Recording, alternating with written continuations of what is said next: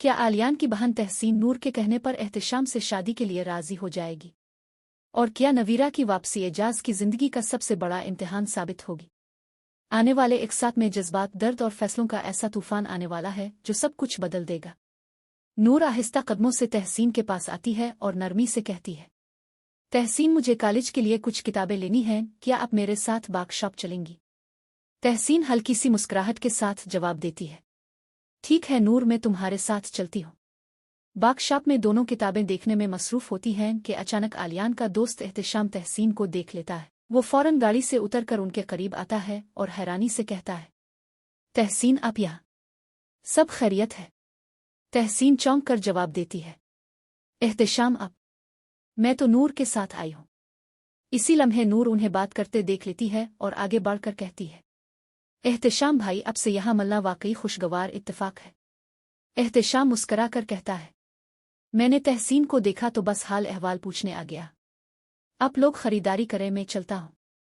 घर आकर नूर तहसीन के कमरे में जाती है और संजीदा लहजे में कहती है, तहसीन, मैं चाहती हूँ कि आप एहतिशाम के बारे में एक बार जरूर सोचें। वो आपसे मोहब्बत करता है, आपको इज्जत देना चाहता है, फिर आप इस रिश्ते से क्यों घबरा रही हैं?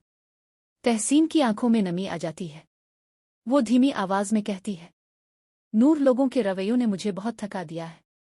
मैं किसी से उम्मीद नहीं बांधना चाहती, क्योंकि अगर वो टूट गई तो मैं दोबारा नहीं संभल पाऊंगी।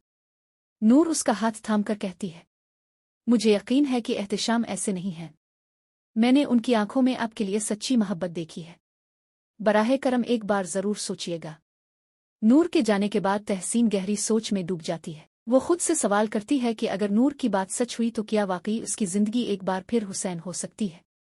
दूसरी तरफ आहल की हकीकत खिलकर सामने आ चुकी है। महीने का पहला हफ्ता आते ही वो नवीरा की तनख्वाह का मुंतजिर होता है, लेकिन इस बार नवीरा अपनी तनख्वाह पहले ही छुपा चुकी होती है। आहल गुस्से में चीख कर कहता है, अभी तक तुम्हारी तनख्वाह क्यों नहीं आई? नवीरा कहती है, कंपनी ने अभी सबको पैसे नहीं दिए। मगर आहल को इस पर यकीन नहीं आता। वो गुस्से में नवीरा को धक्का दे देता है और कहता है, मुझे पता है तुम झूठ बोल रही हो, मुझे पैसे चाहिए और मैं लेकर रहूंगा। नवीरा सोफे पर गिर जाती है। इसी लम्हे इसकी आंखों से पर्दा हिट जाता है। वो समझ जाती है कि आहल को इससे नहीं, इसके पैसों से मोहब्बत थी। इसी रात नवीरा फैसला करती है कि वो अपने वालिद के घर जाएगी और मुआफ़ी मांगेगी। मगर जैसे ही वो घर पहुंचती है और एजाज इसे देखता है, इसका गुस्सा काबू से बाहर हो जाता है। वो नवीरा को धक्के देकर बाहर निकाल देता है और चीख कर कहता है, तुम्हारे लिए इस घर में कोई जगह नहीं। नवीरा रोती हुई दरवाजे से बाहर आ जाती है और इसी लम्हे किस्मत पलट जाती है।